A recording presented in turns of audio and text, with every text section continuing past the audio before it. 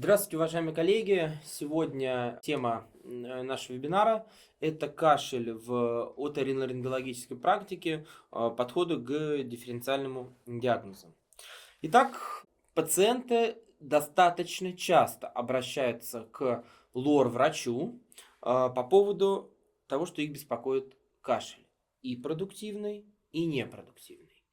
Значит, в отличие от, мне кажется, эту проблему можно сравнить с проблемой боли в горле, поскольку вот при боли в горле пациенты чаще всего в первую очередь обращаются к лор-врачам, при этом не всегда патология оказывается патологией глотки. И не всегда этой патологией должен заниматься оториноларинголог.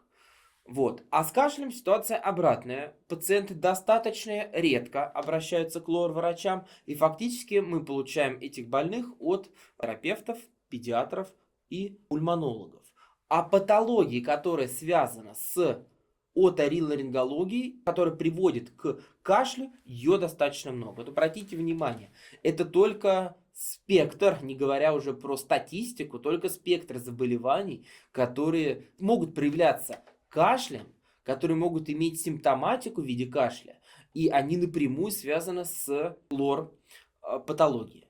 Большую часть из них связывают с так называемым постназальным синдромом. Что это такое? Это ощущение стекания слизи по задней стенке глотки, который приводит к влажному кашлю, который приводит к тому, что пациент ощущает, что что-то стекает. Он делает вот таким образом и пытается откашлять. При этом патология является вторичной, когда мы видим причину, и идиопатической, когда мы причины не видим. И тем не менее, ощущение стекания по слизи явно пациента беспокоит.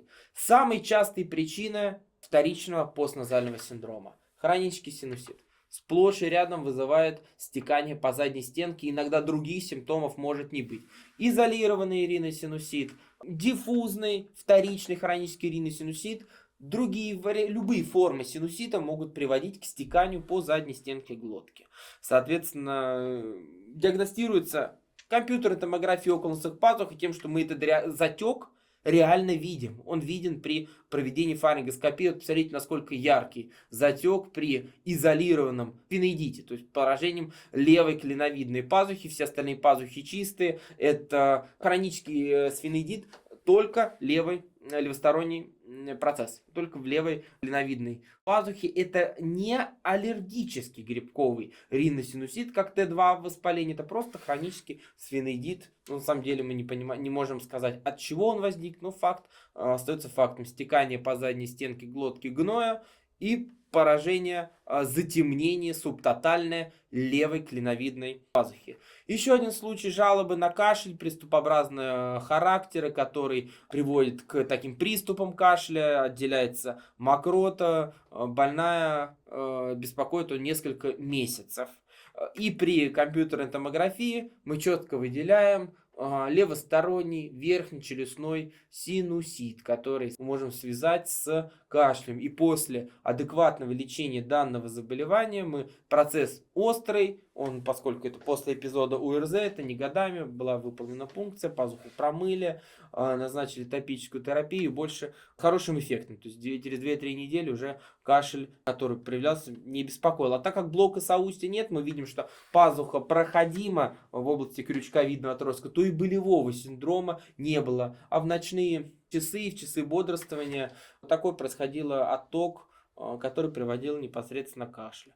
Аденоиды – объективная причина для постназального синдрома. Ощущение, что что-то стекает по задней стенке глотки, что-то беспокоит, мы выполняем эндоскопическое исследование или компьютерную томографию видим в носоглотке, что-то есть. Значит, скорее всего, это аденоиды, либо киста Торнвальда. Два таких наиболее распространенных диагноза в отношении того, что может приводить к вторичному постназальному синдрому. В случае, если нету причин со стороны лор-органов для постназального... Да, что, конечно же, еще и аллергические, вазомоторные, риниты, все это может тоже давать объективное стекание по задней стенке глотки. Иногда причину мы найти не можем. В том числе было выполнено серьезное исследование, которое показало, что в случае реального ощущения стекания по задней стенке глотки пациента, которая четко жалуется, изменен транспорт слизи в носоглотке, он не по задней стенке мягкого неба стекает, а переходит по боковой стенке в область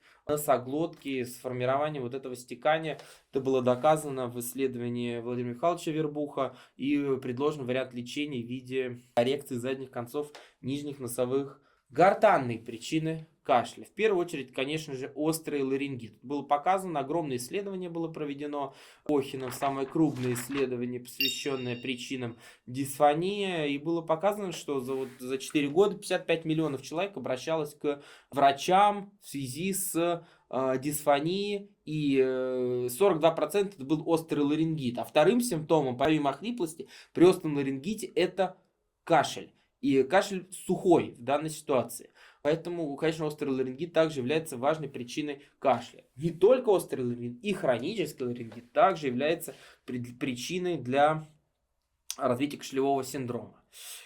Вот тоже случай, который я представлял на прошлом вебинаре, но его можно четко повторить и в отношении кашля. Пациентка в первую очередь обратилась к пульмонологам в связи с тем, что она задыхалась и она кашляла. А пульмонологи причину и заболевания органов грудной клетки исключили, она была направлена к лор-врачу. Мы видим стридер при осмотре, она задыхается. Смотрим в гортань, а там атрофический ларингит с формированием густой слизи корок, которые складки просто не давали им разойтись. И на фоне использования флоэмуцила с антибиотиком и в ингаляциях, щелочных ингаляций, мы видим значительное улучшение и субъективно для больной, и по поводу, и подтвержденные данными ларингоскопии мы видим, что складки очистились и значительный положительный эффект. Это был кашель и ощущение нехватки воздуха, стридорозного дыхания, нарушение голоса, которое оказалось связано четко с оториноларингологической причиной. Параличи гортани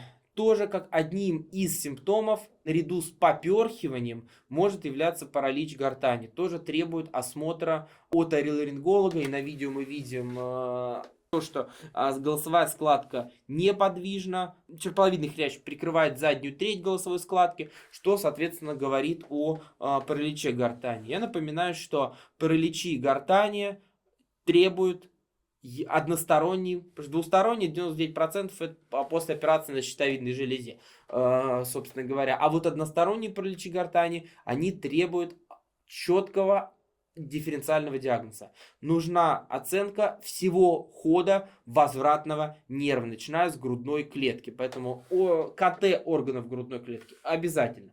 Пульмонолог обязательно. Эндокринолог, щитовидная железа обязательно. Гастроскопия, пищевод тоже нужно. Если нам нужно исключить любую органическую патологию со стороны грудной клетки и до головы. Все должно быть исключено, потому что если есть компрессия, она чем-то вызвана. Бывает, что нет. Бывает, что оказывается это идиопатическая история поствирусного характера, но мы сами, уважаемые коллеги, должны понимать, что органическая патология, она в этом отношении в плане диагностики, конечно, в приоритете. Поэтому выявляется односторонний паралич, а он проявляться может кашлем, хриплостью, поперхиванием, развиваться не всегда быстро. Выявляем при осмотре, отправляем на серьезное обследование. Но образование гортани совершенно различные. Полипы, фибромы, ангиофибромы, в данной ситуации ангематозный полип, проявляются хриплостью и кашлем. Еще одно достаточно крупное новообразование, которое было выявлено, также проявляется затруднением дыхания, ощущением поперхивания и кашлем, что было выявлено на фиброларингоскопии и на компьютерной томографии. Кашель – один из доминирующих симптомов. Я думаю, что хорошо все знакомы с заболеванием остро-подскладкового ларингита, который характерен для детской практики, не сопровождается высокой температурой, но сопровождается отеком подскладкового отдела гортани, что связано с рыхлым строением слизистой оболочки и ее склонностью к отеку в детском возрасте. Приступы обычно ночные. Тоже об этом нужно помнить, что хорошо снимаются ингаляциями с глюкокортикостероидами. Важные моменты, которые мы должны оценить, это часто история рефлекторного кашля. Значит, что такое рефлекторный кашель? Как он диагностируется? Названий масса. Кто-то говорит ларингоневроз, кто-то говорит спастическая дисфония, кто-то говорит ларингоспазм, кто-то говорит рефлекторный кашель, кто-то говорит невротическая диспноя. Вот давайте несколько моментов разберемся, что это такое и как это называется. Значит, рефлекторный кашель, который сопровождается ларингоспазмом, подвержены лица с лобильной нервной системой. Не до конца понятен патогенез. В первую очередь говорят, что связано с неправильными паттернами дыхания и гипервентиляцией. Часто сопровождается ощущением кома в горле. И мы видим это. Мы видим спазмирование голосовых складок на вдохе. 60% психогенная природа и ощущение нехватки воздуха, приступообразный кашель, ком в горле. Кашель, который мучает человека, поэтому, конечно, мы должны его диагностировать. Как это оценить? Посмотреть гортань, но, опять же, тут бывает сложность, в чем у таких пациентов бывает очень выраженный рвотный рефлекс. Высокий рвотный рефлекс, подойти к складкам ригидным эндоскопом бывает сложно, используется фиброскопия, но, тем не менее, хотел бы продемонстрировать несколько видео, в которых четко показано, как двигаются складки при ларингоспазме, но когда мы на это обращаем внимание. Значит, обратите внимание, 2 видео, голосовые складки на фоне вдоха мы видим спазм, если посмотреть это видео со звуком, мы слышим спазм голосовых складок на вдохе. Вдох. Угу. Вдох. И на левое видео складки подвижны нормально, они широко расходятся. При вдохе, который фангидируется. Не смотри. Ну, прилично. Это решение. Да. а на правом видео при вдохе они наоборот спазмируются. Вот это типичная ларингоскопическая картина пациента с рефлекторным кашлем. Соответственно, что мы классифицируем как рефлекторный кашель и ларингоспазм. Я обычно ставлю такой диагноз. Еще одна фотография, видео, которое удалось заснять пациента с рефлекторным кашлем, как выглядит эта история. При спазмировании голосовых складок на вдохе, при просмотре видео мы видим, что при просьбе сделать вдох, складки голосовые пациент смыкает. И ему, конечно, сделать вдох трудно, несмотря на то, что само по себе это движение кашля не дает. То есть во время исследования она не кашляла, но эти состояния не идут бок о бок. То есть поэтому и часто мы говорим, что при приступах кашля вот этот ларингоспазм, это просто 2 проявления одной истории ларингоневроза. Хотя на самом деле некоторые специалисты отрицают такой диагноз, как ларингоневроз. Но по сути, на самом деле, если так рассуждать философски, то это он и есть. Значит, а теперь самое интересное, что с этим делать? Значит, поговорим, скажем так. В первую очередь, медикаментозная терапия. Мы можем использовать мерилаксанты, мы можем использовать комплексные гомеопатические препараты, можем использовать седативные средства.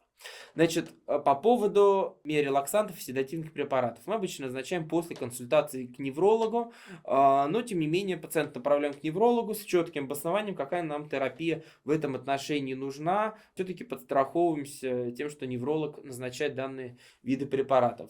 Иглорефлекс-терапия показывает прекрасные результаты в отношении ларингоспазма. У нас в клинике этой проблемой занимаются и достаточно успешно. Иглорефлекс-терапия при ларингоспазме. И дыхательная гимнастика в этом отношении тоже работает. При неэффективности, конечно, обращение к психиатрам и неврологам будет в приоритете, потому что люди, пациенты наши действительно от этого заболевания могут страдать, и их качество жизни существенно снижено.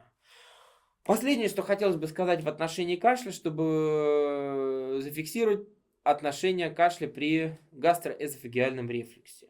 Значит, гастроэзофагеальный рефлюкс – заболевание, которое достаточно часто приводит к кашлю.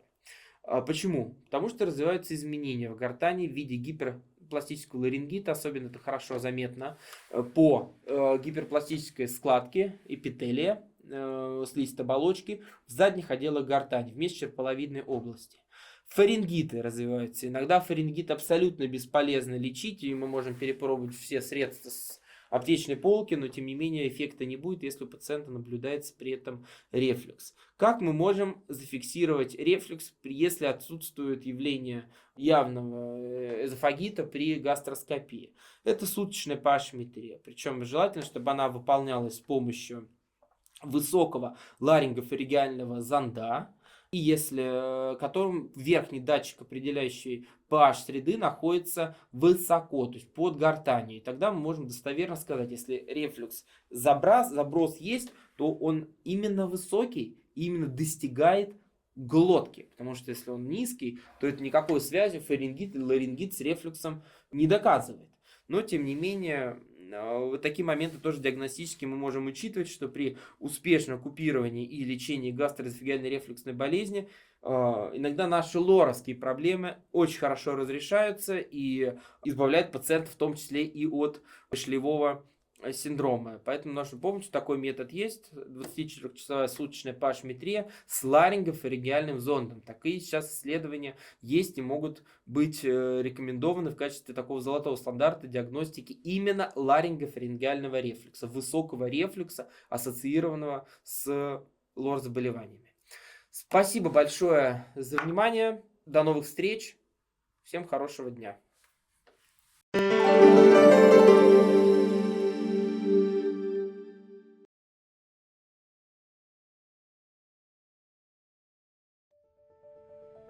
Ассоциация Cyrano рада представить новое мобильное приложение. Все возможности образовательного портала теперь в новом формате на экране вашего телефона. Вы можете настроить личный профиль и получать уведомления о предстоящих конференциях и вебинарах. С удобным календарем легко выбрать интересующее вас мероприятие и зарегистрироваться на него. У вас появится возможность собрать свою библиотеку полезной информации. Приложение уже доступно в App Store и Google Play. С мобильным сервисом Cyrano образование станет ближе и удобнее.